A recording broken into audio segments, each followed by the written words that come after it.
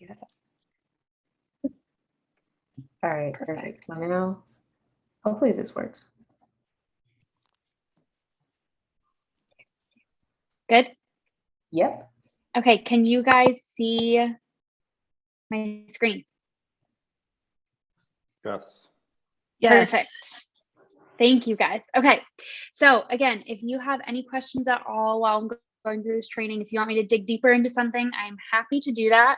I'm really excited about it. Really what this is for is to teach you how to manage your time and organize your business as a VA.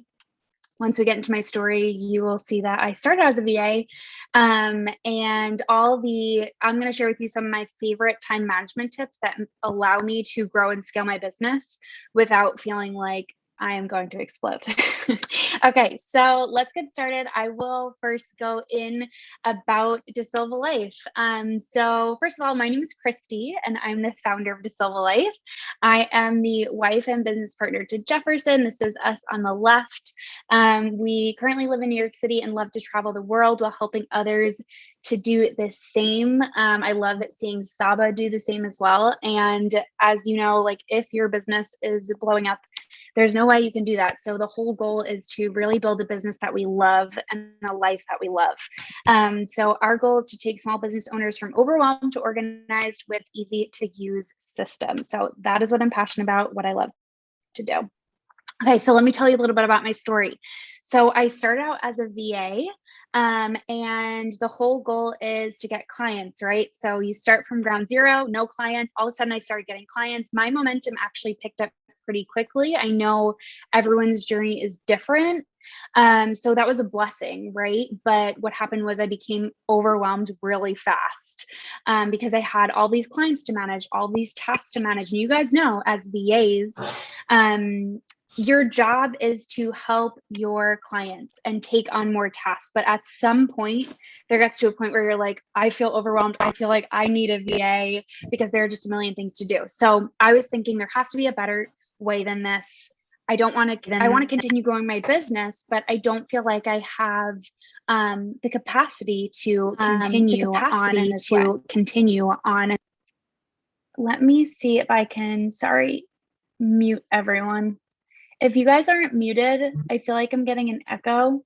Yeah, so if you all can mute yourself and stay muted until you need to ask a question, because it's going to echo back every single time. Yes, that would be helpful. Thank you. Okay, so anyway, that's how I started. VA, started getting booked out, ended up booking myself out and thought, okay, there has to be a better way. So that's when I started learning about and digging into systems. So I started researching how to organize your business, digital organization, growing and scaling with ease, all of the things, and stumbled upon a few softwares. After a few weeks of trials, I finally landed on my two favorites, one of them being a CRM, one of them being a project management tool. Those are two that I really strongly suggest having, but in this training, I'll go into project management tool and then some other practical time management tips. But those were the two that I love. So after learning about these systems, implementing them in my business, and continuing to grow, I finally had everything in one place. I didn't have sticky notes everywhere or notebooks. And okay, I also love paper planning. So I love having a paper planner, or sometimes when I need to get stuff done, I love my sticky notes and putting them right in front of me as you have to get this done. But as you're growing and scaling your business, there's no way that you can keep everything paper, because you need reminders. You need to, as you're growing a team, or even if you're just planning on staying just you want to make sure that you're staying organized. So in the end, after implementing these systems and continually now, I'm able to successfully grow and scale my business, hire a team, and increase my income with less stress. And it sounds magical. It is. And it really is just the power of systems and organization. So the whole goal of this training, the whole goal of what I help people do, is to grow without the burnout. We want to be able to grow and scale our business. It's not possible to do that without having systems in place. So one of my favorite ways to stay organized, like I mentioned in my business, is by using my project management tool. I don't know if you guys have heard of project management tools, if you guys use specific ones. My favorite is ClickUp, and I will show you a little bit inside my ClickUp in just a second. But whether it's ClickUp or Asana or Trello, you should really get a project management tool. You can use free trials, you can invest in the lowest tier, whatever it is. It's so crucial for you to have one to stay organized. Okay, so what is a project management tool? If you guys aren't familiar, they help you manage your daily, weekly, and monthly tasks. They help you manage every aspect of your business, from client work, upcoming projects, planning content, reminders to check your emails, like literally every single aspect. When you hit your desk, you can have your to-do list ready for you, which is amazing. And it acts like an online business manager. So you can just set it up and stay on track. So making sure all of your projects and your clients and every task is managed within your business. Okay, so now I want to show you a few examples of how I manage my business work and my client work in my project management tool. So I actually created a tutorial space just to show you a few different ways. Now, the way I have them set up may be different for your business. I want to show you a couple different examples. If you guys have any questions, again, please feel free to ask. But this way you can get an idea of, okay, maybe this is how I can set up the way I manage this client's project, or the way I manage these types of business tasks. So the first thing that I want to show you is just a general business task list. So here's just an example of how simple a project management truly can be. When you hear the word project management, a lot of people are like, ooh, yikes, scary. And I was there too. I totally relate, because there are these terms that you don't know what they are, but they could literally be as simple as a basic checklist. Let me check my email inbox, follow up my leads, and create my content. Here's an example of you having recurring due dates. So here is every single day, my project management tool is going to tell me to check my email inbox, follow up my leads, and then every Friday, I'm going to create my content. So this is just an example of how when you put these in your project management tool, you can now release them from your brain, because you're not thinking every day, oh, I have to check my emails, but oh, I have to create content, because you know that your project management tool is just going to tell you which day you have to do it. So that's an example of a business task list. After I go through all of these examples, I want to then show you how I set up a specific space in my ClickUp to show me what's due just to me today. So I can open my laptop today, tomorrow, and it just be there waiting for me. Okay, so this is the business task list. Then let's go into a few different ways I manage client work. So I started as a VA, as you guys know. The two lists I'm about to show you are exactly how they were as a VA. But now I only have 2 OBM clients left. The rest is just system setup.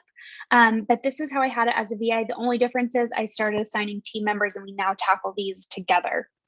So when I click into OBM, you'll now see this is my client, where I have one status is SOPs, and then another status are just our to-do lists. In here, I have everything we have to do for this client, the due dates.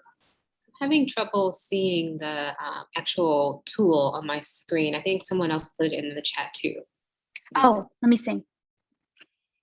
Okay, let me try resume share. Hold on. Can you see it now? No, I just No, see Kristi, I think what you're gonna are you on one screen? Yes. Let me try this one now. Yeah, sometimes it prompts you to like choose the other. There you go. Good. Yeah, so I guess you gotta like start over. Okay, starting over. Thank you guys. Okay, business task list. Sorry, you were probably just staring at my face. That was probably not helpful. Okay, here we go. Business task list.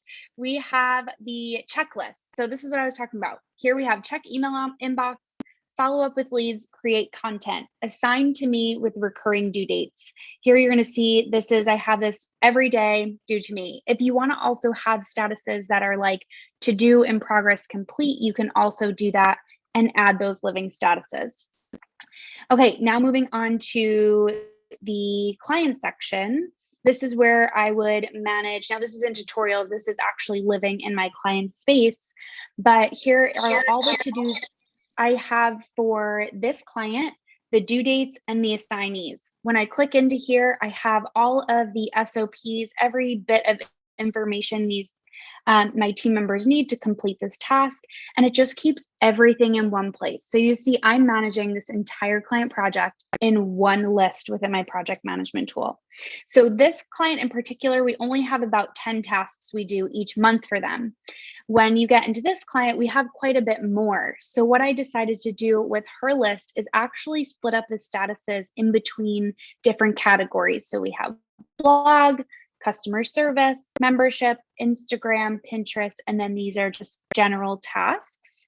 And then you'll see who is it assigned to and the due date. So you see, this is 2 client examples of where I just put their tasks.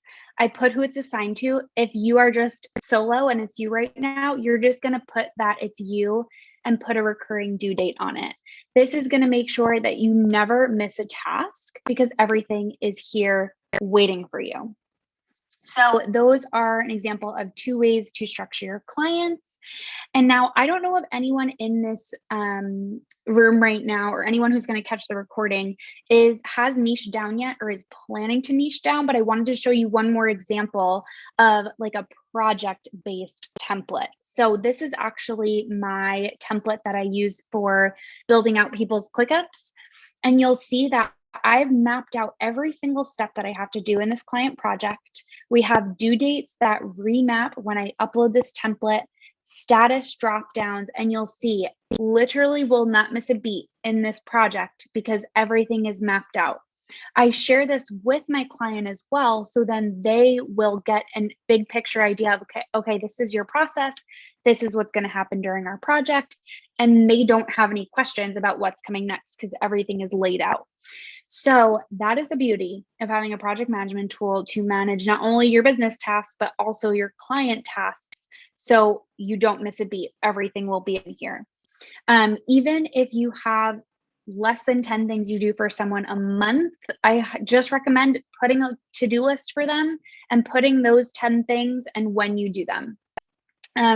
So that is just a few different examples of how I use my project management tool. Now, a cool thing is all in my ClickUp right here, all different spaces, operations, sales, marketing, clients. So there's a lot to manage, right? Flipping between the to-do lists. So in my project management tool, I have a dashboard that's called Today's Tasks, which is really fun because it has just some inspiration for me. And it's pulling in from every single place that I have to do tasks that are assigned to me today. And I could just pop into my Today's Task dashboard every day and just click into here and open it up and mark it done when it's done. So there are really great ways to be able to manage all of your work, make sure you're staying on top of everything. Another thing that I do is I can look at the calendar view of everything and then get an idea of my actual workload. So if I pop into September, I'll see what my workload is looking like, if there are any days where I have to add some tasks or projects, and then that's here as well. So that whole thing was just an example to show you the power of a project management tool. I don't have any paper notes anywhere. Everything is in here. I can communicate with my team or my clients if I add them in here. And it's just a really great way to stay organized. Okay, so let me make sure. Can you guys see this screen now? I want to make sure.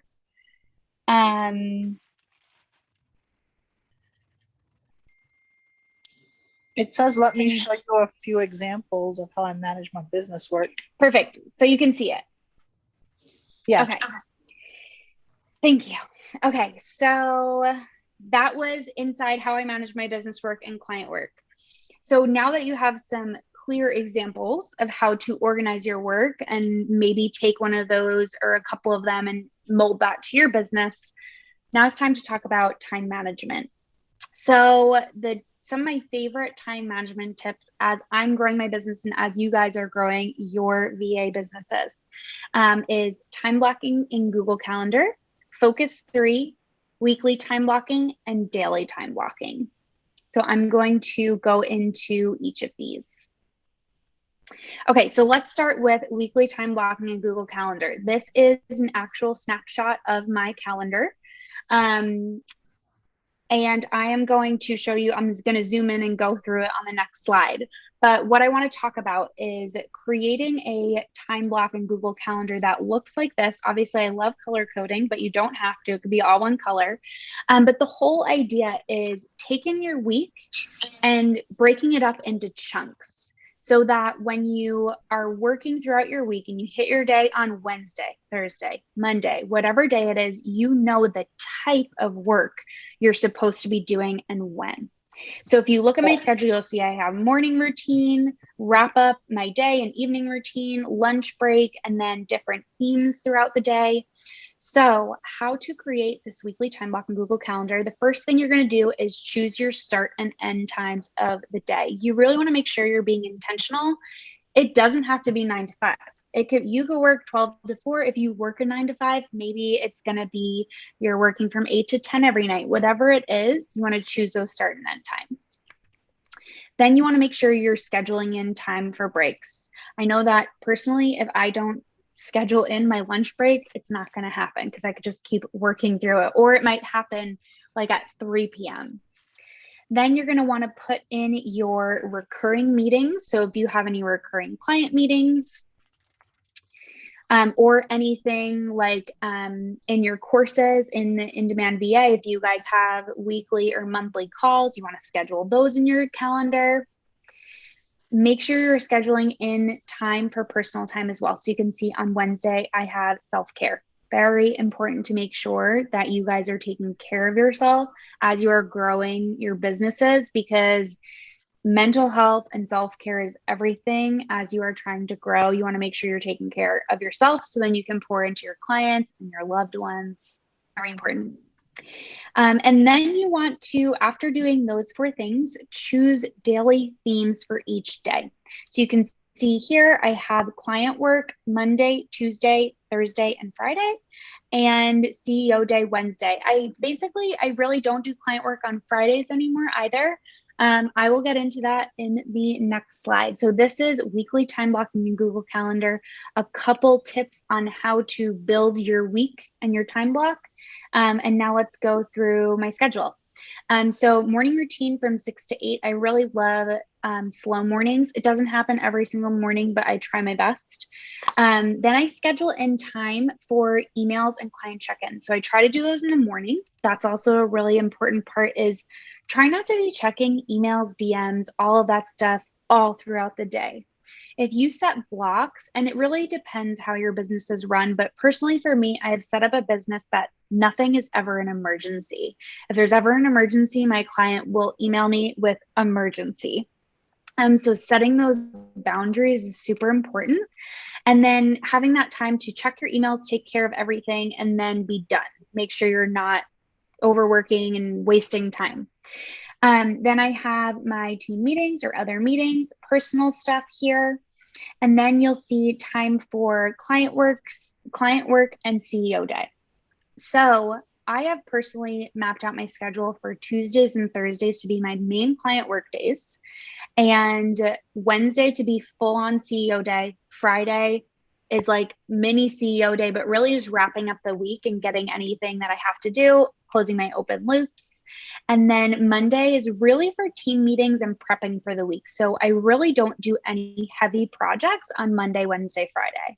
Now, this is going to be different for everyone. And I'm going to talk about this a little later as well on CEO days. If you need to do tasks for clients every day, that's okay. But you want to make sure that if you do things like content creation, you can easily batch that. That's not something you have to do every single day.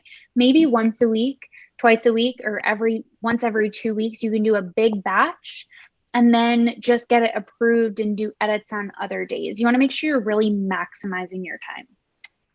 Then I have time to wrap up the day and plan tomorrow, and time to hop on my Instagram and do engagement in stories. That's important to me. So anything that you guys want to make sure is priority, put it in your calendar. So this is my weekly time blocking in Google Calendar. Now let's move on to the next tip. Okay, so focus 3, and you guys may know some of these tips already, but I really love using them all together. They work so beautifully together and really help me with my productivity and time management.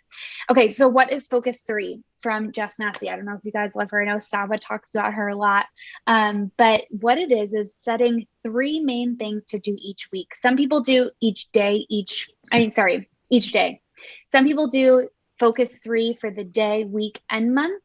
That's also a really great thing to implement, but I really just love setting 3 main things to do during the day. I will go through an example as well, but another key is make them realistic. So you're not going to put on your focus 3, build my website. That's not realistic. Maybe it would be create the homepage or write the copy for my homepage. That would be a realistic task for your focus 3.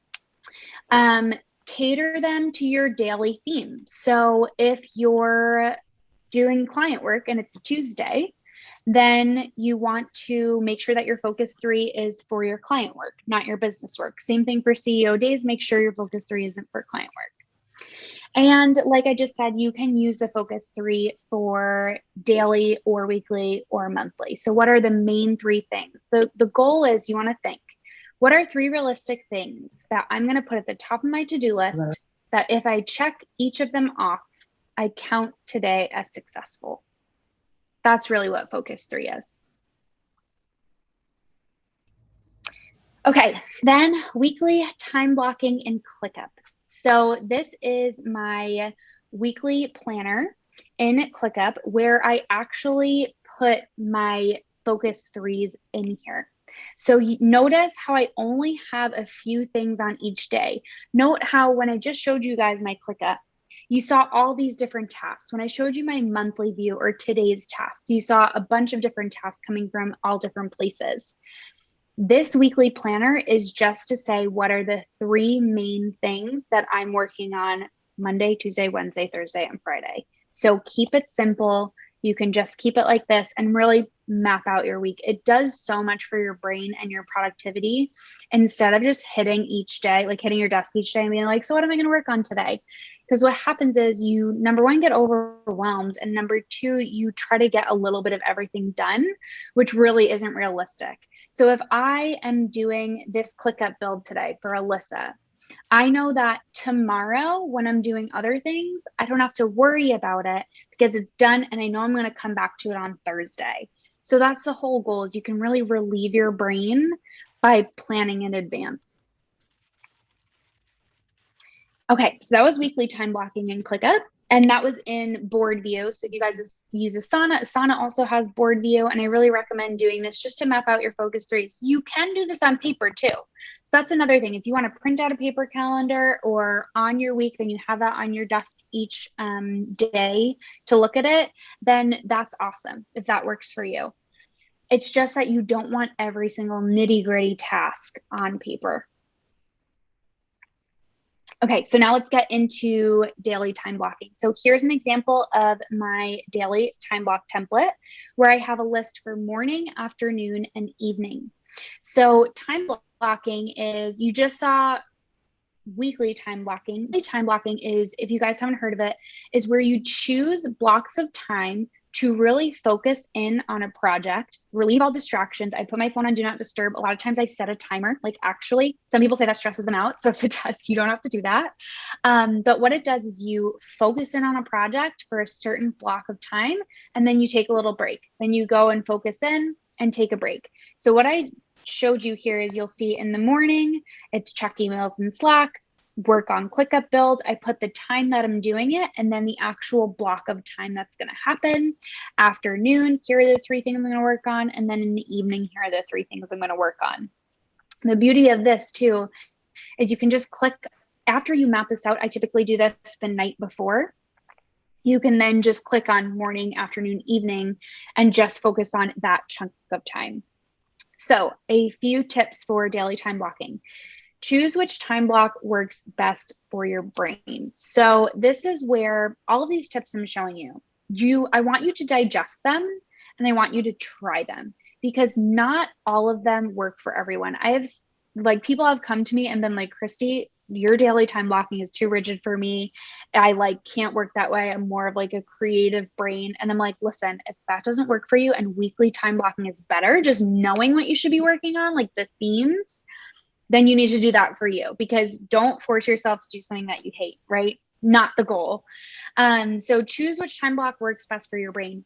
For me personally, I take a little bit to get focused on a project. So 30 minutes is too little. I typically opt for 60 or 90-minute time blocks if I'm working on a big project, so I can get into it and get real progress done, instead of just getting into it 15 minutes into my time block and then cutting for a break. So really choose which one works best for you. Also, it depends on the task. Like checking emails, I don't need to take 90 minutes to check emails. That's going to be a 30-minute time block max. I'm going to get in, do what I have to do, get out. Make sure you are taking breaks. I know it is easy to get zoned in on a project, but if there's going to come to a certain point where your brain is feeling like mush. So you need to make sure you're taking a break, get up, get a glass of water, listen to some music, whatever it is. Maybe scroll social media, but also that could be like a black hole. So be careful with that. But take breaks. And then return back to your time block. So for this time block, you'll see I schedule hour by hour. I do this the night before. When I really do this and stick to my daily time block, these are my most productive days. And my last point is, some days you might need a rigid structure, others you might not. So for example, I really don't do a rigid time block on Mondays and Fridays, because those days aren't really deep focus work. It's Tuesday through Thursday, which are really the days that I particularly use the daily time block to schedule hour by hour, because those are the days where I really want to be max productive. So those are some tips for daily time blocking. Let me check the chat and make sure. Okay, there are no questions. Perfect. Everything is an emergency. That is right, Saba. Very important to note. Okay, so this is just a close-up of that. I'll also add, Kristi, that like I've gotten to the habit, and you all can too, is that when something pops up client-wise or whatever, it's okay to ask the client, is this an emergency? Is this a priority for today?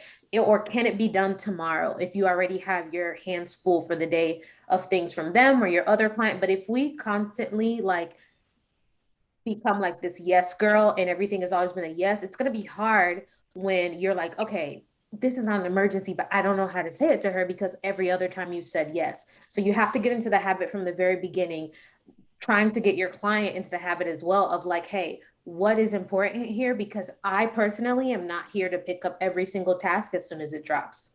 Yes. So true. And that is, I'm also going to get into this a little bit later, but it's creating healthy boundaries.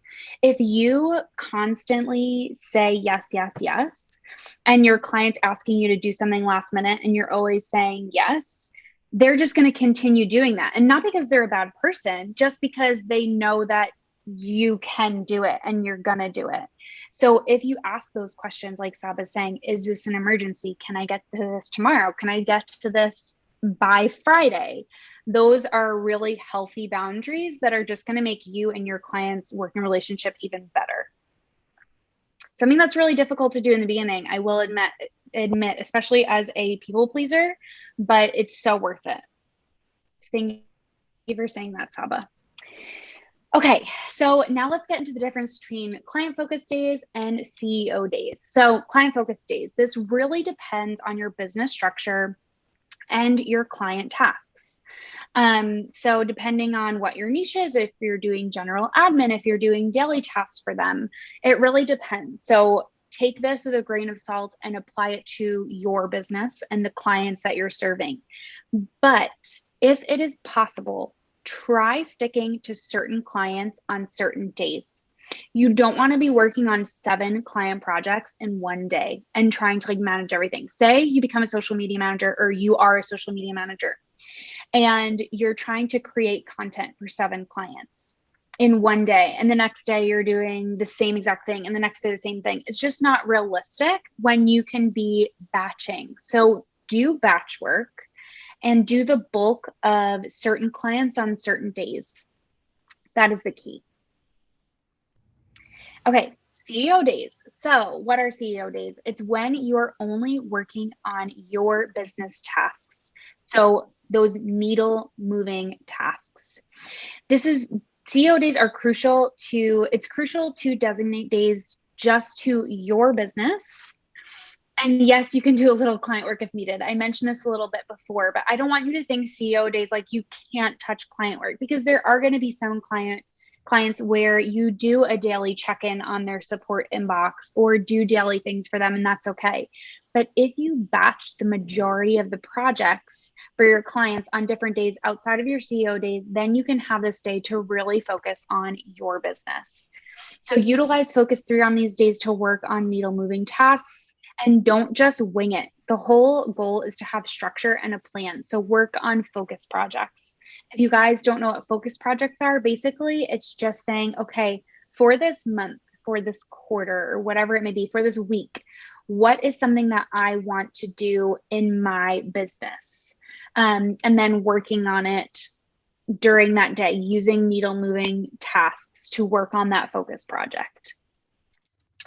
So for example, here is what a CEO day could include for me. And here is a secret that not a lot of people know is I'm actually going to be launching a YouTube channel at the end of September.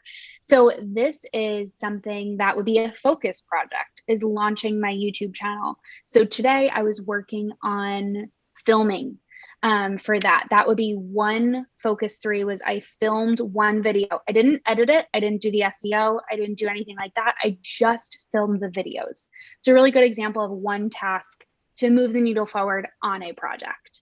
Okay, so here's a Wednesday. I would do content creation in the morning, work on YouTube SEO. So again, not create YouTube video. You want to get as specific as possible. And then click up in Honeybook research and learning. So that's another thing as well. As business owners, you always want to be pouring into your learning and your research and development to make sure you are continuing to grow and research and learn new things. Crucial. So CEO day structure, schedule and time for content creation, business development, etc. Make sure you are really spending time on the things that are priority for you. And then each CEO day can have the same structure, or you can switch it up, do what works for you. So maybe every CEO day is the day you want to create content. Maybe it's not. Maybe you want to work on larger projects. That's really up to you, but you want to try as much as possible to be working on those needle moving tasks. Okay, now let's get into choosing which day. So you want to honor your energy. And this is really important because, and this is again, your schedule, your routines are going to be trial and error. So I started my business by having my CEO days on Fridays. This is because I think someone is unmuted potentially, but just throwing it out there. I started having my CEO days on Fridays when I started my business because I thought, it's the end of the week. I could finish all my client work. I could tell them everything's done and then have this day to just kind of like relax. It's the weekend. I could take a half day if I need it. What happened was, number 1, I was burnt out by the end of the week. And number 2, I love to travel and I love to do fun things on the weekend. So I wasn't taking it seriously. I was taking a half day like every Friday. This is where you want to make sure you're really taking it seriously and you're honoring your energy. Wednesday is the day of the week that I know I'm going to sit at my desk. I have nothing going on and I'm not burnt out because it's only halfway through the week. So that's something that's super important. Again, you can try Friday. If that works for you, amazing. If it doesn't, try another day. Then again, you want to choose a day that you take seriously. I just want to not add, a day. Sorry, I'm like doing a whole bunch of things back here while I'm on mute. You're good. I just want to add that like that whole, a lot of people put emphasis on having their CEO day on Friday. I know you and I talked about it. And y'all, if you have the ability to choose your CEO day, so like you're not working a 9 to 5 and you kind of have more flexibility, honestly, truly, like having your CEO day as Friday is absolute trash. Like it's the worst thing in the world because you give everything. Naturally, your body knows when the weekend is coming, right? There's no one is energized on the weekend. Everyone wants to chill, right? Mm-mm. Everyone wants to chill, go out, whatever, or lay down, whatever. So I've noticed that having my CEO day on Friday, it never really got done. Like it, I would be looking at Yes. my screen and I'm like, my neck hurts, my back hurts, I'm sick of these clients, everything that just was bundled up during the week, my business got the tail end of it, right, on Friday. And so me and Kristi just spoke about it earlier, and we're like, well, I saw Kristi was doing her CEO day on Wednesday, and I'm like, that makes sense because you still have energy the third day into the week, right? So I'm going to now switch my CEO day to Wednesday as well because you deserve to be able to have all that energy at the middle of the week given to your business or your task or whatnot. And then not saying that you need to give your clients like the tail end of things, but honestly, I would prefer because clients can be very like wishy-washy and like all over the place, and you may lose them, may not, or they may not be long term or whatever. So not giving yourself like the rest, I think is very important when it comes to choosing your CEO day, right? So just keep that in Yes. mind if you do have that flexible schedule or whatnot. Think about it in that way, that you want to give your best energy to yours as well, and not just like the clients, because at the end of the day, they can drop you literally whenever they want. Yep. It's so true. It's so true. Thank you for saying that, Saba. And yeah, it's creating those boundaries. And if a client has an issue with you not being available 24/7, it's definitely a red flag. You want to make sure that you are able to have healthy boundaries. And here's the thing, as long as you are committing to your tasks and getting everything done, there really shouldn't be an issue with you having a day where you're working on your business. If there are tasks that you need to do every day for them, then you handle those tasks in the morning and then you can work on your business later in the day. But yeah, like Saba said, you want to make sure you're really pouring into your business and yourself and not just giving yourself the scraps. I totally agree with that. Someone also asked, what if you have a 9 to 6 Monday to Friday job? That's a really good question. Maybe your CEO day turns into a CEO night. Maybe one night of the week is when you're working on your business and you're not working on your client stuff. And here's the thing too, I am all about like not burning yourself out, running yourself into the ground if you don't have to, right? But I know there are seasons of hustle and there are seasons you just got to put your head down and get through it just because of the like circumstances in your life.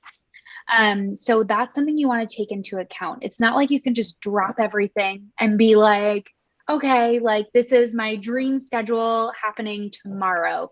Things are going to be a process and things are going to take work. So there may be times where you're working a 9 to 5, you're growing your VA business, and you might be working 60, 70 plus hours a week because you're juggling both. And remember that it's a season. So you want to make sure that you're organized and you're managing your time as much as possible to be as productive as possible. But know that it's for a season, and then that season will end. And then one day you can take your VA business full time and have a whole day. But CEO days may not be realistic for everyone. It might be a CEO night. Your CEO day may be on Saturday because you need to have an extra day to devote to growing your business. So that really becomes situational and specific to you, but give yourself grace. And know that if you're using these tips to manage your time, that you will be the most effective when you're working on your clients and when you're working on your business. So that was a really good question. Okay, I think that was it. Oh, a CEO night. People like the CEO night. Yes, if that's what works for you, and even if you're a night owl, awesome.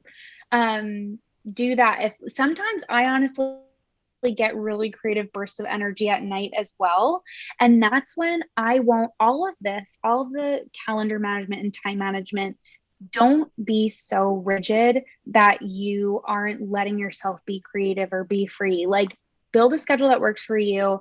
If there's one night of the week that you want to like create content because you feel motivated and whatever, do it. It's your life, it's your business. You do you. Okay, so moving on to boundaries. I know I mentioned this a couple times, but I want to really nail it down. None of these practices will work if you don't set boundaries, and that is just the fact. Boundaries with your clients, boundaries in your working hours, boundaries with social media. It is so important to make sure that you are setting these boundaries and really trying your best to stick to them. I actually realized on this one, I forgot the last point was communicate your CEO day with your clients. I remember being a VA and being like, I really, really want time to work on my business, but my CEO day in my head is Wednesday, but my clients don't know that. So they're asking me things that normally I would have a like 3-hour turnaround time on, but it's my CEO day. But I'm going to do it because they don't know that. They don't know that. And that's not their fault. So communicate your CEO day with your clients. When I did that and when I was a VA, they were so respectful. I was so appreciative that they knew. And whenever they were asking me, hey, can you do this task on a Wednesday? They'd be like, hey, I know it's your CEO day, so you don't even have to read this. You don't have to respond, and you could totally do this tomorrow or the next day. But here's a task that I just thought of that I want to make you know.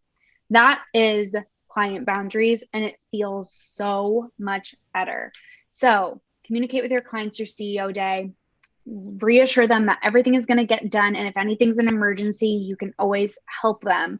But I promise you, if you have a good relationship and healthy boundaries with your client, they are going to be happy that you are working on your business. They're not going to be upset by it. Okay, so say, boundaries. Yeah. I will say too, like if you all are in Slack, what I did and what Sarah Copper and Co. She Yes. she advised me to change my ClickUp, not ClickUp, my Slack status to have my hours of operation. And so every time if they saw like a little computer next to my face on Slack, they would wonder like, oh, what's this little computer? And when they click on it or hover over it, it tells them my hours of operation are Monday through Thursday, 10 to 4, 10 to 5. And Friday is my CEO day, zero client work. That's exactly what it says. So if they ever were wondering or whatnot, and plus they got used to it because I noticed some clients would like message me on Thursday, hey Saba, I know tomorrow's your CEO day. Could you do this for me before you're off? Or hey Saba, I saw that you're going to be going on vacation.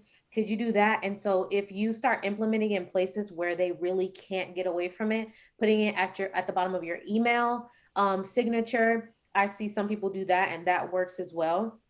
Or in Slack, or really just reminding them like at the top of the week or on Thursday, hey, tomorrow's my CEO day. I just let me know if you need anything else from me. If not, I'll hear back, I'll chat with you on Monday. Of course, I may be online if it's an emergency or whatever, but I will be off because I will not be doing any client work tomorrow or whatever the day is for you. So definitely plugging it in where you can to make your life easier. So it's not like, well, I didn't know she was working and not, working on herself and not working on me every day of the week, every hour. Yes, it's so true. I love that. I want to start implementing that in Slack. I love that. Even another thing is I have a bunch of free resources at dasilvalife.com/freebies. One of them is my onboarding guide. In there is an onboarding guide that you can put into ClickUp, or I have one in the Google Doc version as well in that freebie, where one of the first things you go through when you onboard your client is your business hours and policies. That is setting the boundaries from day one. So they're not wondering and they will be respectful. You can even say, hey, I typically do my CEO days on Wednesdays. I don't do client work. But if anything's an emergency, of course, blah, blah, blah. So really setting that and make those expectations known is a win-win. Okay, so then another thing, how to determine what can wait versus what is urgent. Now, this applies to your business. This applies to clients' business. This applies to when you are really behind on a lot of things and you're stressing out. So if you're currently in this cycle, you need to take the time to reprioritize and ask yourself these questions. If you're not in this cycle currently, save these questions for when you are. It's inevitable. It's going to happen to all of us. So it's really important to ask yourself these few things when you're in this cycle of a bunch of overdue tasks or deadlines approaching that you're behind on the projects. So number one, is this a true deadline or something I put on my own plate? So if it's your own, this could apply to your own business or a client project as well. Is this something that the deadline really is important? Or if I don't work until 11 p.m. tonight, is everything going to be okay? The second thing is this deadline really important to my client? Have they communicated, hey, they have a launch coming up and these things are really important? Or is this something that can wait? It was just something that they wanted done that would be nice to have, but it's really not urgent. Is this a personal project that can wait? And what is the purpose of this project? So for example, I'm launching a YouTube, right, at the end of September. This is for my business growth and different ways that it will enhance my business, allow me to educate more people out there and reach more people. It is not because I want to get YouTube famous at all. If that was the case and I was pushing these deadlines, first of all, you're going to feel it in yourself. Like, is this something I actually want to be doing? And is this like part of my vision and mission? Or is this something that I'm just doing because other people are doing it and I really don't need to be doing it? So that's a huge part, especially when it comes to your own business. If you're feeling resistance on a project, I really want you to sit down and reevaluate. Is this like, what is the purpose of this project? Is this something I really want to be doing in my business? So those are a few different questions to ask yourself to reprioritize and reevaluate your deadlines, your projects, and everything like that.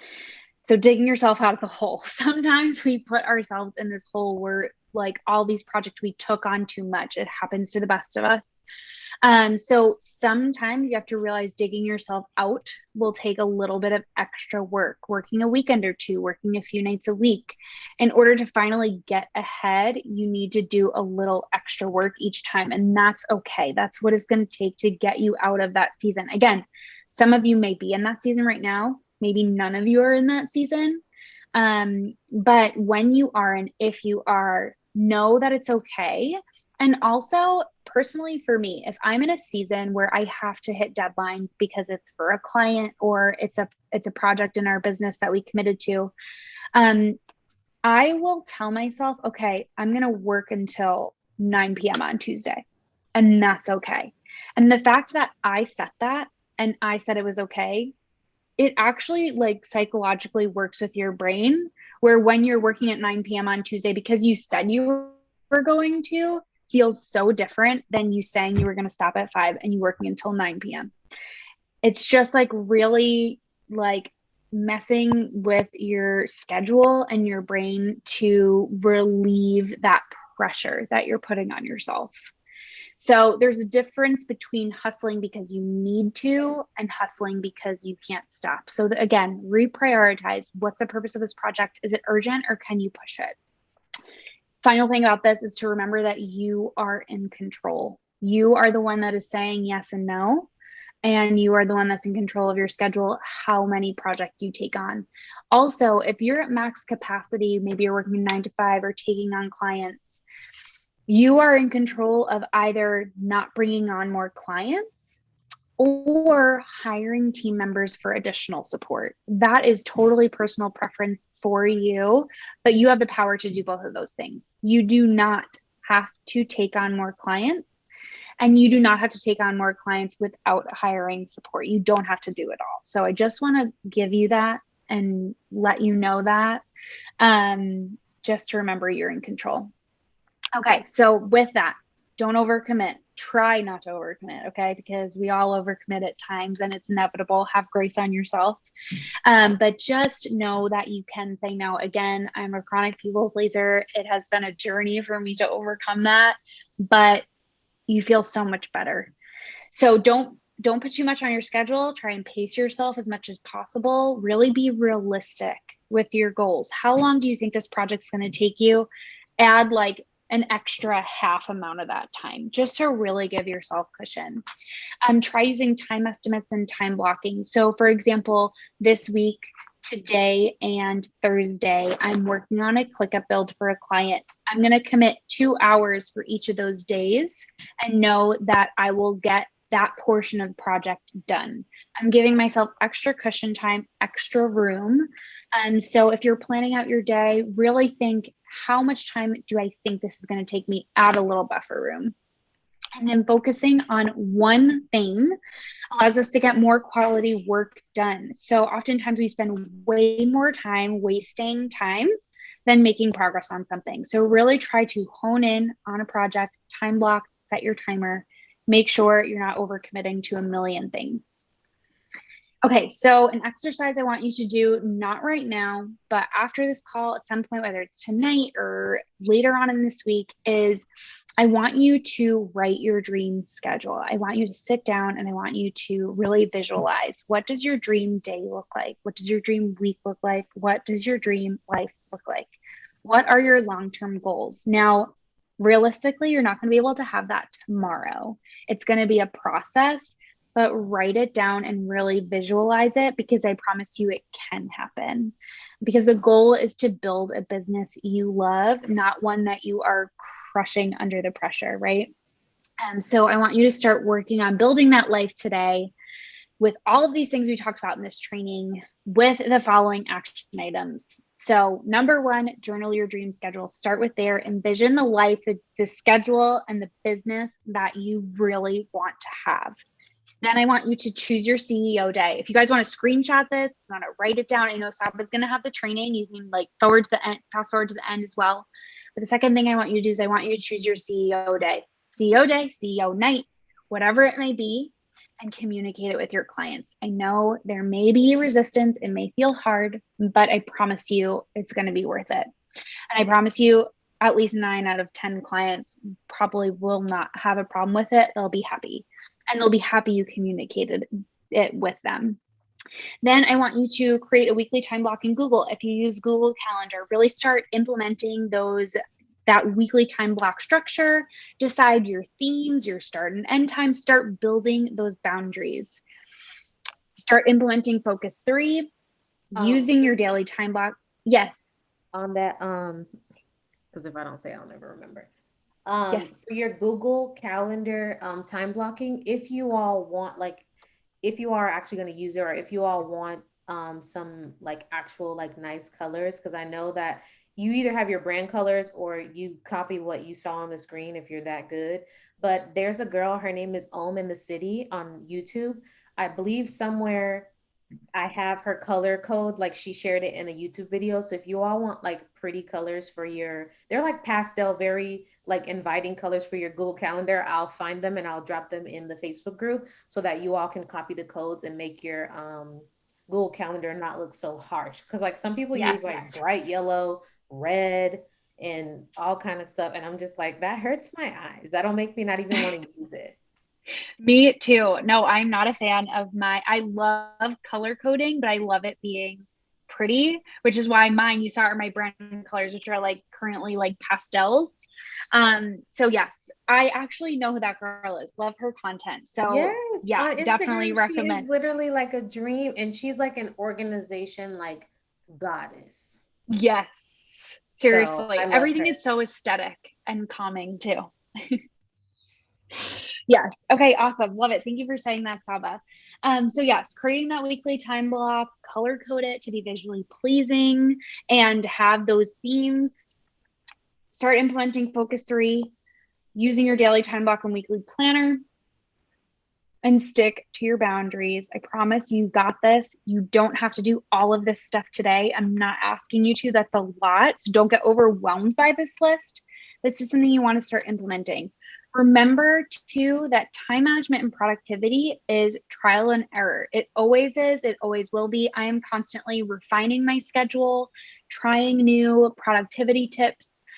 because something that might work for me might not work for you. So I want you to try these things out one by one and see how they enhance your productivity. And then as a bonus, I am going to give this to Saba, is a link to my time blocking bundle. So the, what's it called? You will have a time blocking bundle that has the daily time blocking ClickUp template, the weekly planner template, and then it will also have a video on how to create your daily time block, your weekly time block in Google. So that's something I want to gift to you guys, so you can have the tools you need to start implementing the things that we talked about. And that is it for my training. So I hope that was really helpful for you guys. I'm happy to answer any questions that you may have, and you can do this. You can build your dream schedule.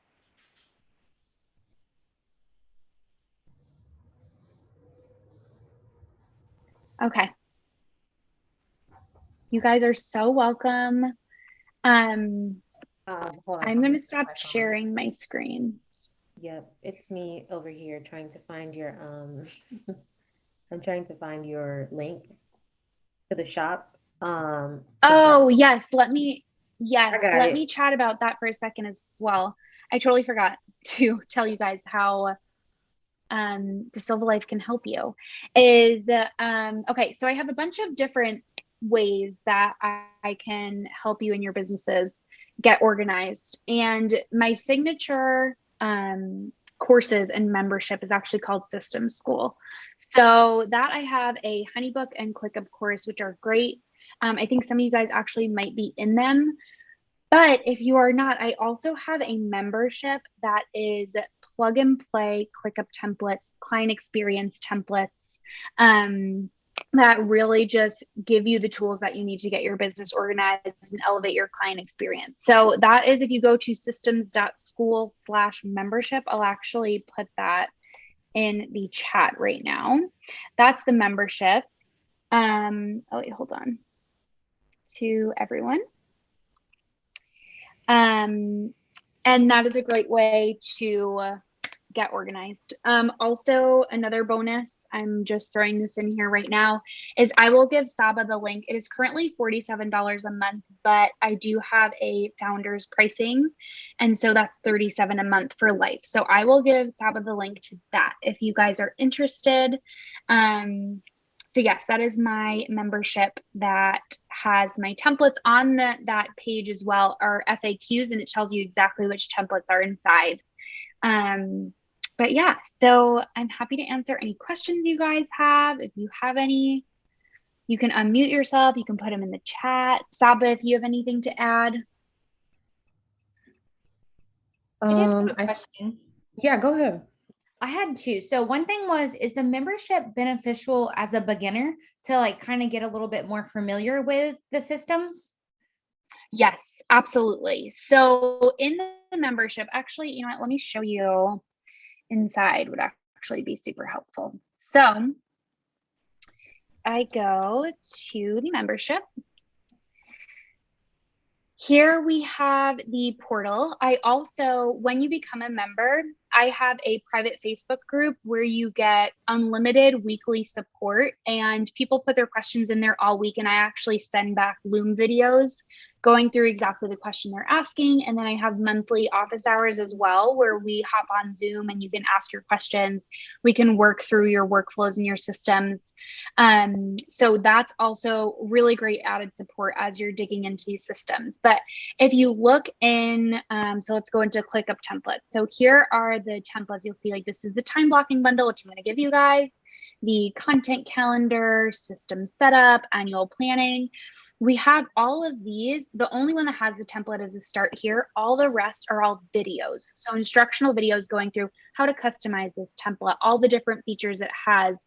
So if you upload my content calendar and you don't know anything about custom fields and different statuses, I go through each step and you actually learn a lot about how ClickUp functions throughout inputting that template as well. So I definitely think it's great for beginners. I have client experience templates as well, and then mini courses too. So Inbox Zero, onboarding Honeybook, create and launch your freebie, pretty spreadsheets. And I add to this every single month. So every single month I add at least 2 more templates. So it's continually growing. So yeah, I do definitely recommend it for beginners and people who are advanced as well. It really depends. It really doesn't matter where your business is, because either you learn about the systems through implementing these templates and have a great template, or the way I set up these templates are really just a great way to be like, oh, I never thought of having a content calendar like that in here, or using these automations in my business, or a sales tracker. So just really great examples, and they just plug right in. Okay. See, I was looking at the course, but it seems a little too intensive because I don't have VA clients yet. So I want to start to use the systems like for myself and implement them in like Yes. daily tasks and stuff. So I feel like that'll be great because I tried to play with it and I was really overwhelmed. So I feel like that Yes. the membership would help. And then my other question Yes. was, I talked to Saba earlier about this, but she suggested doing like a widget on her phone so she sees her calendar without looking at the computer, because I'm trying to implement a way to see my schedule. I don't know, like I have a hard time like looking at my computer like first thing in the Yeah. morning. Like that's not part of my routine, like yet Yes. at least. So I feel like I've heard you say too before that you've used ClickUp on your phone. Yes. Okay. So Okay. So let me see if I can show you in the screen. Um, First of all, I have my Google Calendar, right, which is going to show up with any like calls, like my HoneyBook call, my actual calls show up in blue, or if I have any events in here, like our training right now. But if I want to see my actual workload of tasks, I have the ClickUp app. And when I go to the home screen right here, you'll see these are all my tasks that are for today. So you'll see today, and then you'll see like what's coming up next. So this is a really great way just to like pop in and get a glimpse of my schedule. Okay. I'll start to look at that. Thank you. That really helps. You're think too, welcome. Hannah, like, let me pop my camera on. I think too that like with either or, whether you like go into the Google Calendar or ClickUp app, you're gonna have to put it in your mind to go into one or the other, right? Because they both live on your phone, they both can be accessed from the computer and stuff like that. So it's just going to have to become a thing, right? Like you said, like it's not a part of your routine right now, but eventually it's going to have to be just like grabbing your coffee before you come to the desk, or you have steps that you do when you are like lashing your clients, right? By the way, see you on Thursday. When you're lashing your clients, right? And so you have certain things that you do, and it became a part of your your routine. So eventually, like at first, definitely never checked my Google Calendar. Like it was something that I popped in like later in the day, and I'm like, oh man, I was supposed to do that. And now I don't even talk to my mom without checking my calendar, because I want it, because she needs time to chat. And so I need to make sure that I don't have a meeting coming afterwards. So I now use it without even like even knowing it, right? Or I'll go and I'll put my spin classes in for all the entire week, and then I go to put them in, and I'm like, oh, I guess I already put them in, and I don't even remember that, because now it's just like a staple. So eventually you'll get to it. I actually don't use the ClickUp app. I have it on my phone. I don't use it like Kristi does. And that's because Kristi knows the back of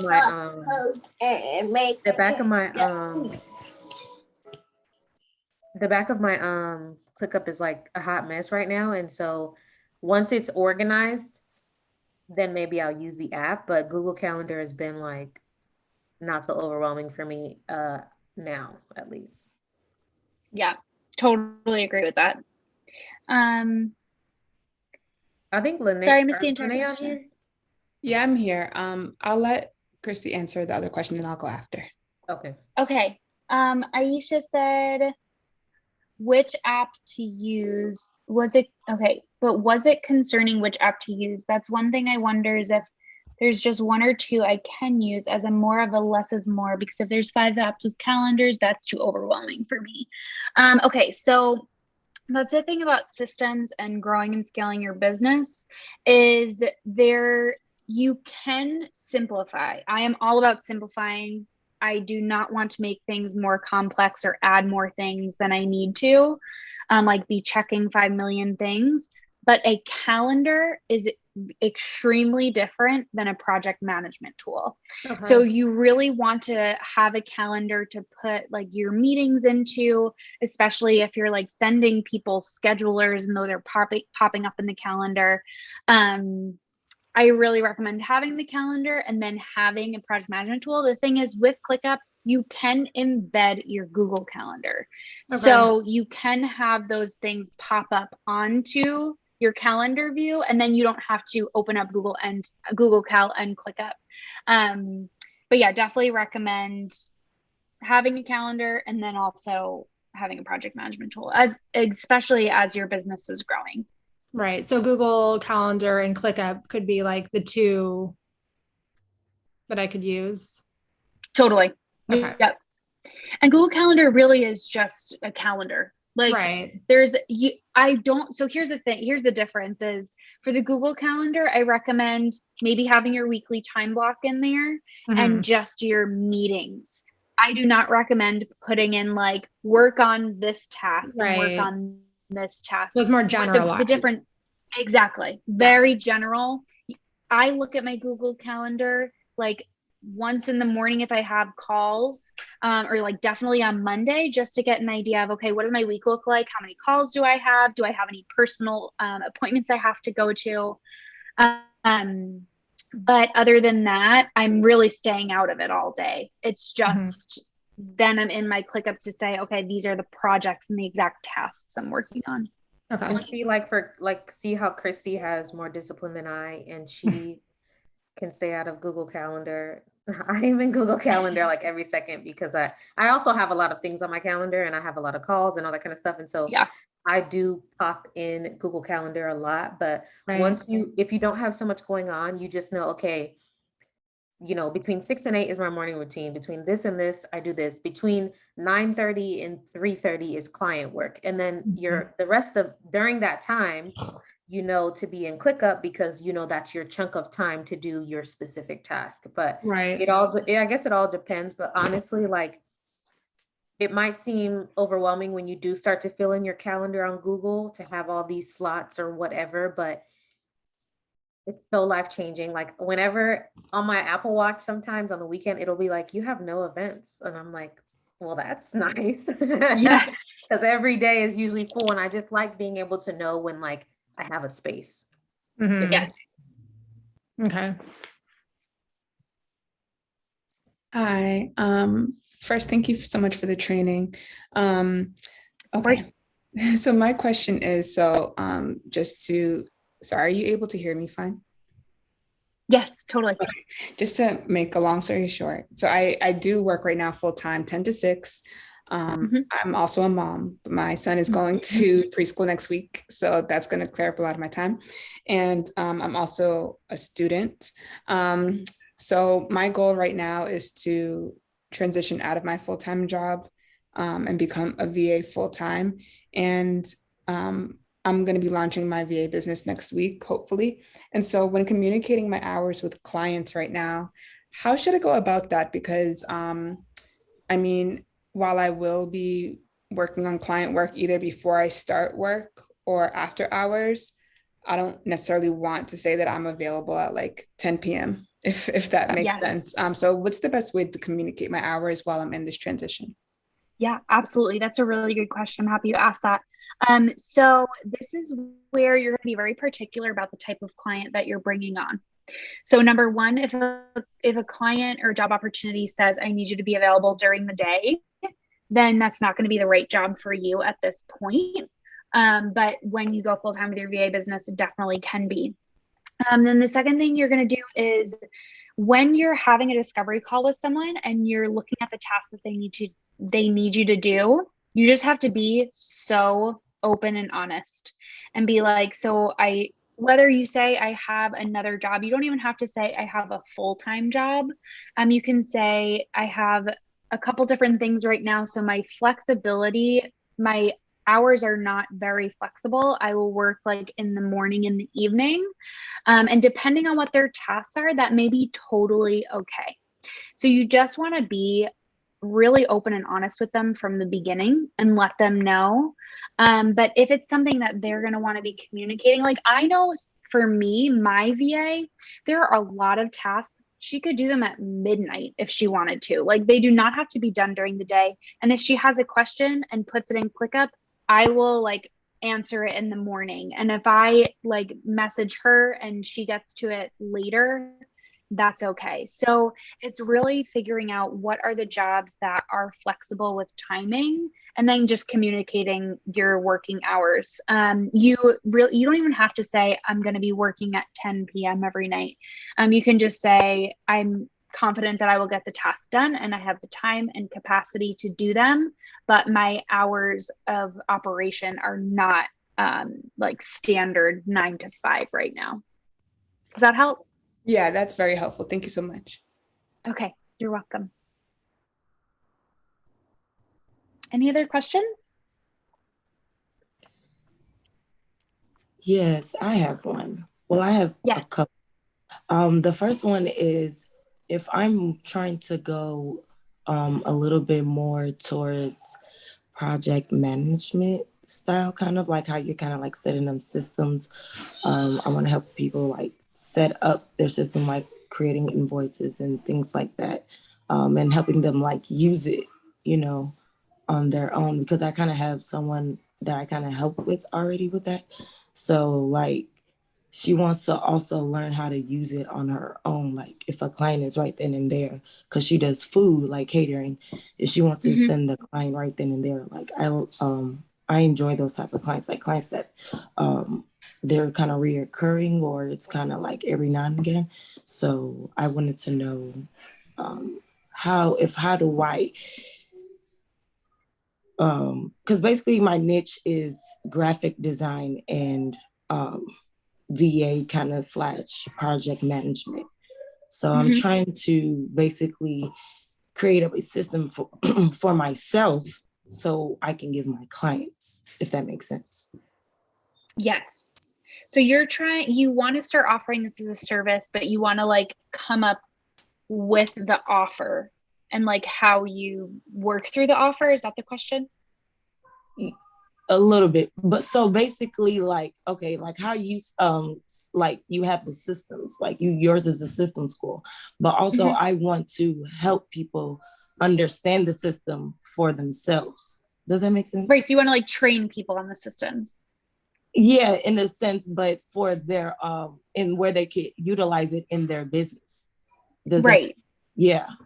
Okay. So are you asking how to start marketing yourself to do that, or how to like start creating that offer, or both?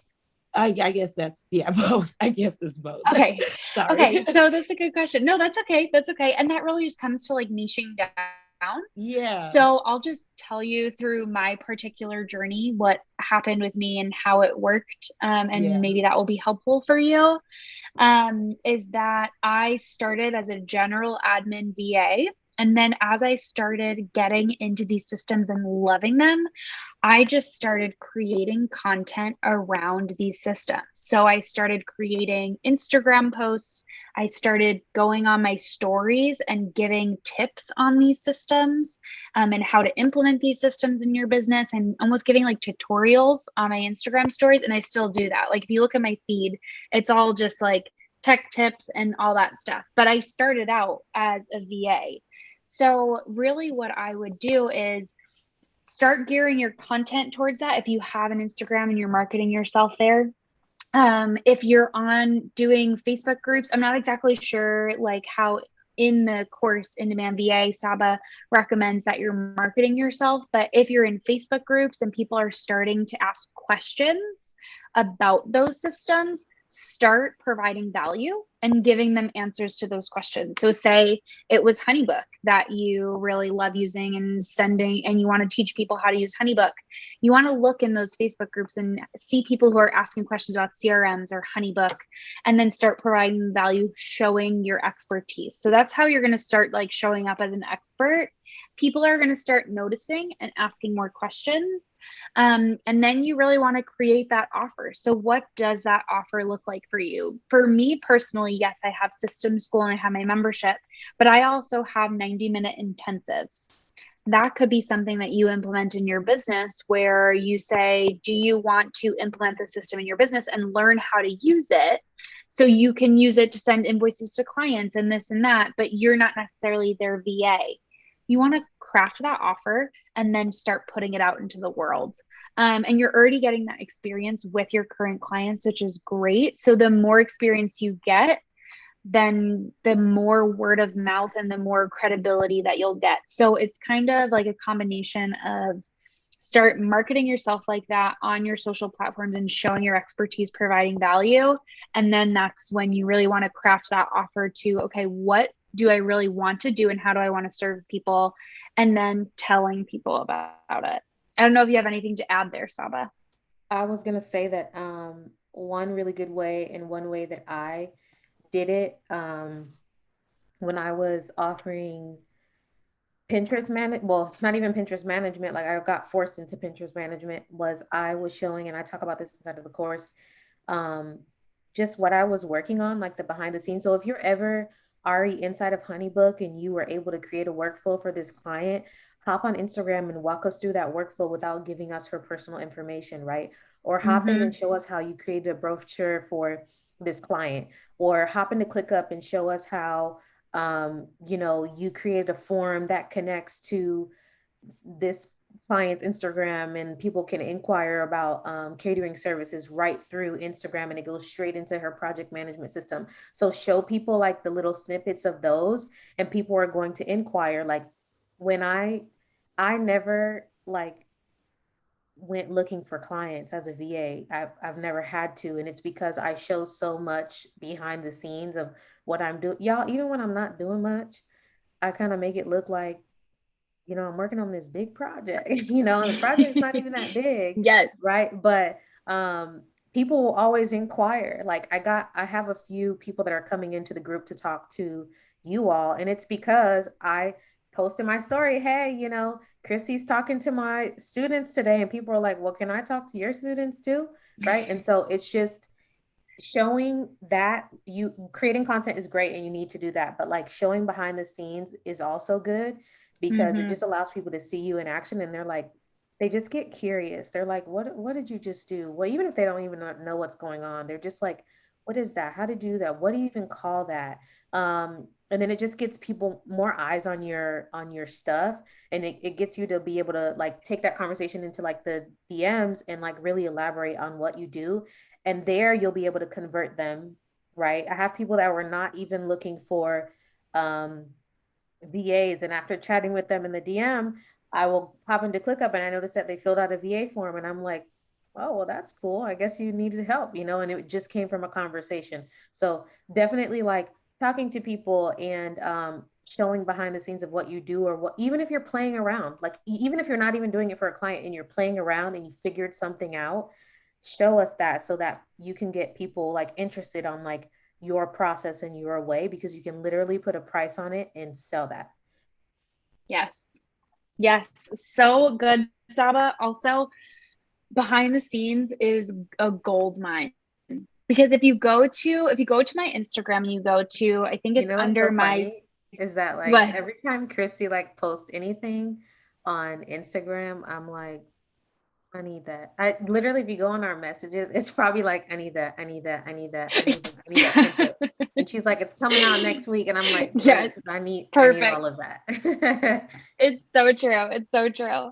And yeah, if you go to my, I think it's my services highlight, there was one that I go through my onboarding process, and it was my onboarding process, how I onboard my clients. I got a client from posting that story and a couple other inquiries because they're like, I want that.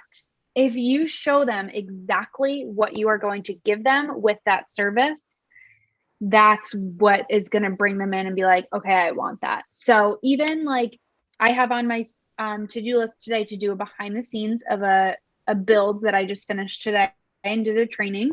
I have it on my to-do list tomorrow to do a mini tutorial on a random thing that I showed Saba last week.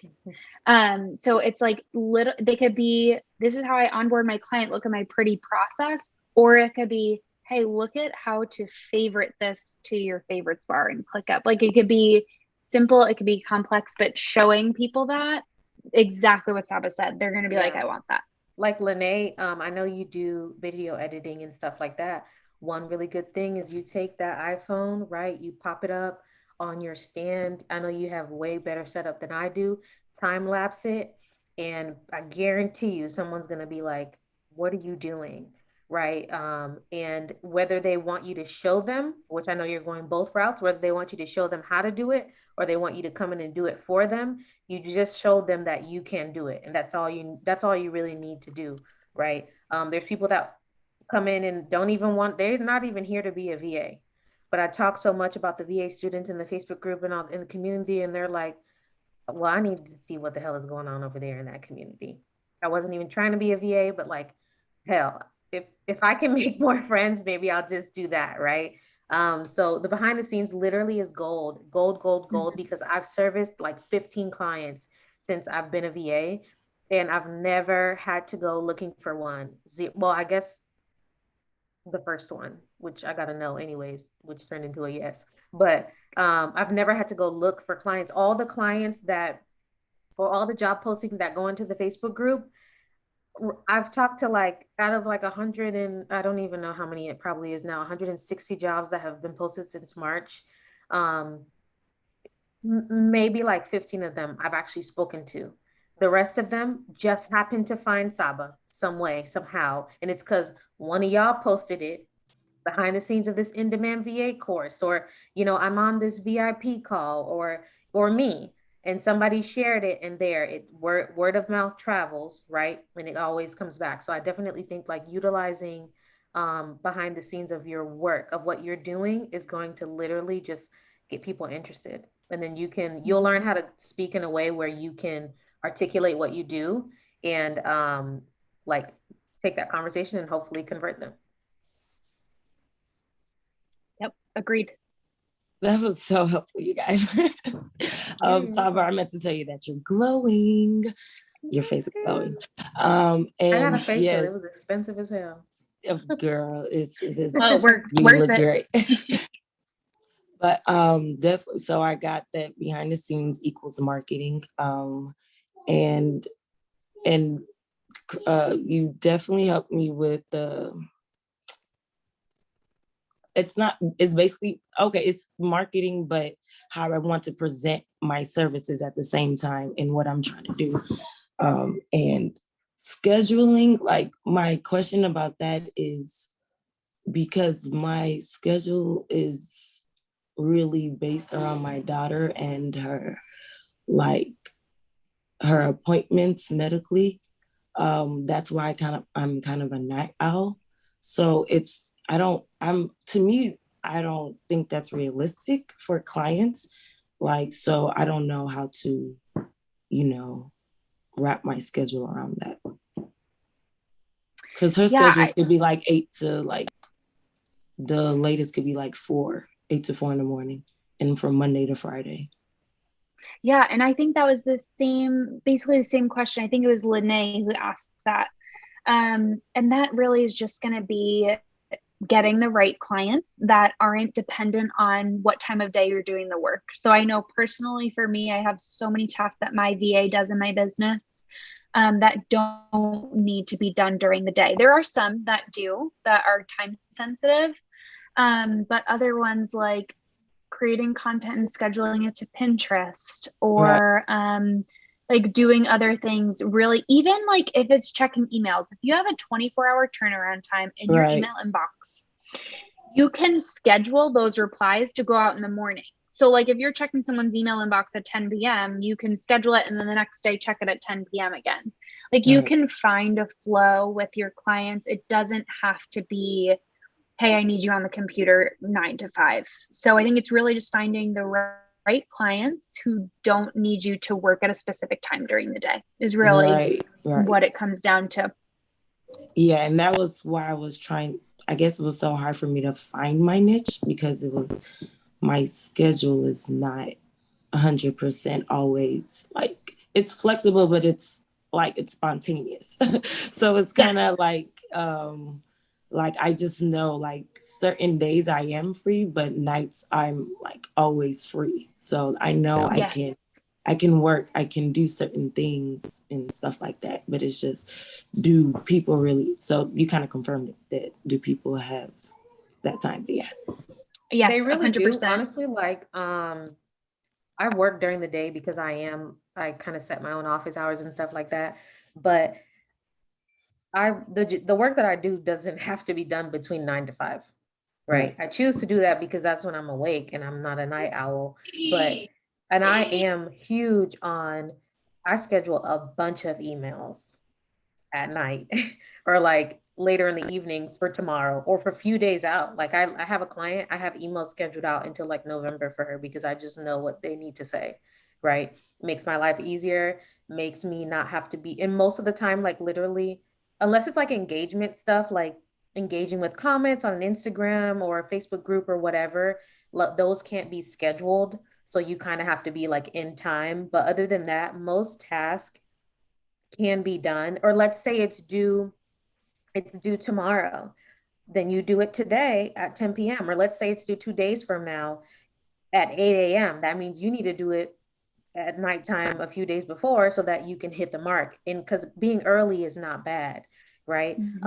Just don't think that you have to be, it's Right. only even like especially email management. When you're into the admin space, if you're answering emails, you answer them all at 9 p.m., right? And Mm-hmm. schedule all the responses and maybe pop in really quick in the morning, but leave like the nighttime for the bulk of responding and scheduling for the Right. following day. Okay. Okay. Yeah. That sounds more realistic. Yeah. Thank you guys for that. You're welcome. Okay, we have 2 other questions. Okay.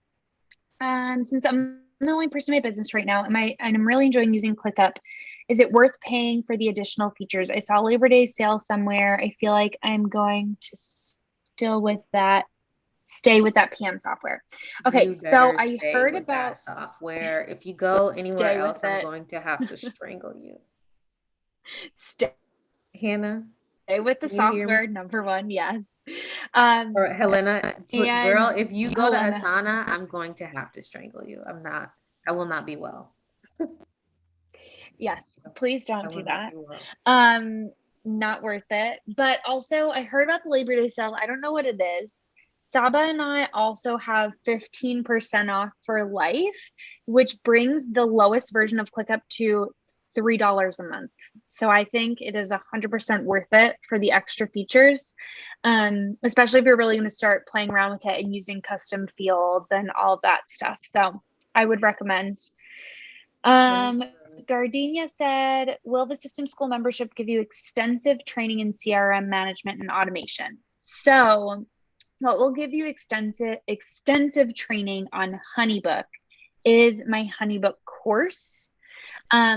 But it does have introduction to CRM. So I have a mini course on onboarding with HoneyBook. I believe next month, Saba suggested that having she didn't say mini course, but this is what I'm going to make it, is a mini course on like one-on-one strategy session. So basically, I'm going to build a mini course on doing an entire workflow and what that includes.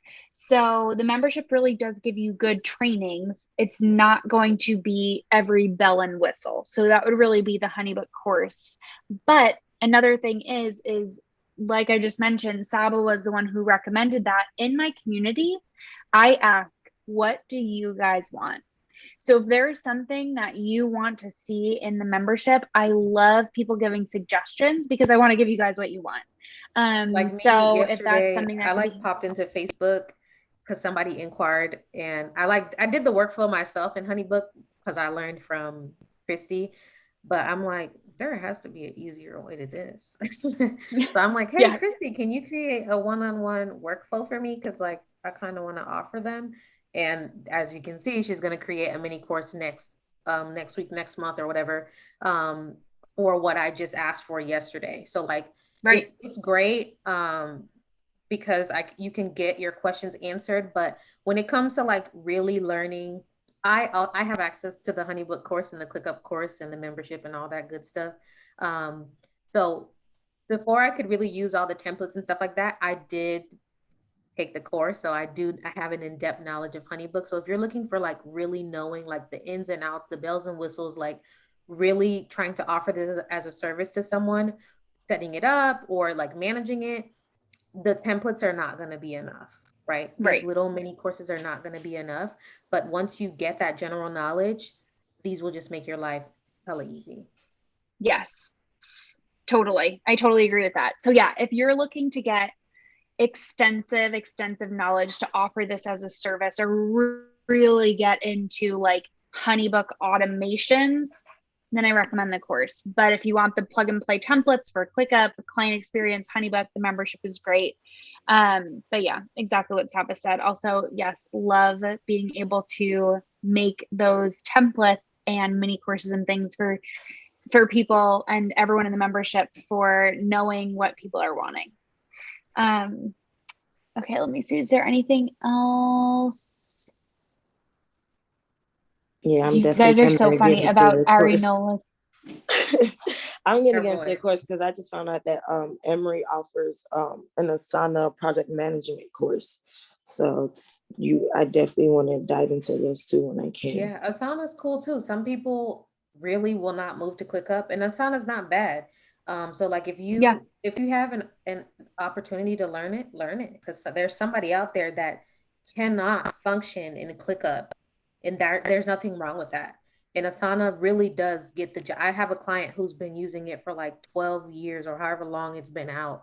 Hell, they probably built it around her because she's been in there for so long, and it runs her entire life. She has a team of 27 people. She lives in New Zealand. She's my client, and she like nothing goes missed. Like nothing is missing. Nothing. There's never a task that doesn't duplicate. Like it's crazy. So for whoever set that up, because it wasn't her, should be making like millions because it was done so right. So learning that platform is good too. Like we are like ClickUp all the way, forget the rest. But if you have a chance to learn these other platforms that are being talked about, like don't learn a platform that like literally will probably never be used, right? Or that's about to go extinct or whatever. Like there's no reason to like learn. But Asana is not really, ClickUp is great, but it's not going anywhere. So if you can learn Asana, yeah, at least learn the basics, because there are people who are beginners too. And they may just want you to come and do something project based in their Asana, and you'll be able to offer that because you know that. And literally, the more you know, the more you make. I know we talk about niching, but at the beginning, nobody's niched. Like everyone dabbles in everything, and then eventually you're like, I kind of want to only do this, right? But at the beginning, be open to learning as much as you can because it just helps you overall. Yep. I totally second that. I remember being a VA and in the beginning hearing everyone being like niche down, niche down, niche down. The riches are in the niches, whatever. And I'm like, how the heck am I going to know what I want to do if I haven't done these things yet? And so I really did explore and dabbled in a bunch of stuff. And Arinola, if you know now, like that you love systems, that's awesome and go for it. But everyone here don't feel pressured to like pick a niche right now and just dive into something and market yourself as that. If you want to, you really should like get experiences really good. And totally agree about Asana. Asana is great. And I know so many people that love it. So if that's something you want to specialize in, there's definitely a market for it, 100%. Yeah, I love systems. I love organization. So I like the systems, but I like the customer service part of VA. I like to help people. So that's why I kind of combine it together. But Yeah. I'm artistic. So I like to draw. I like to design. I made my cousin's logo for her business.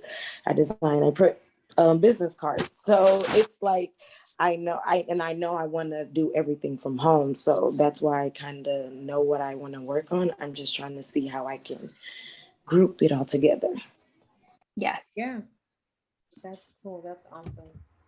If any of you have any more questions, hit me now. If not, forever hold your peace. Because I have to go get ready for this call that's about to happen at 6 o'clock. But Kristi, thank you so much again You're for so offering to welcome. come into the group and chat with us and answer all of our questions. Kristi's an open book. Definitely follow her on Instagram at Dasilva Life. And like go love on her over there and DM her if you have any Yes. questions about the membership, both of her courses, Mhm. Honeybook or ClickUp, or any of her templates, or if you're in the membership, definitely don't be quiet in there because she really, like, literally yesterday I asked for something and she's already thinking about creating it for me. So, and not just for me, Yeah. it's going to go out to everyone in the membership. And Right. that's just like, that's awesome to be able to have something done like that so fast. So definitely, if you get in there, use it to your ability because there's like nothing like it. I so appreciate that. Thank you, Saba. It was so amazing doing this training. Thank you guys for having me. Please, let's connect. I love chatting with you guys, talking about systems, organization, business, all the things, life. So excited to connect with you guys, and I hope you have an awesome day. All right. Thank you, Kristi. Thank You're you. welcome. Ciao. Bye, Thank guys. you. Thank you. Bye.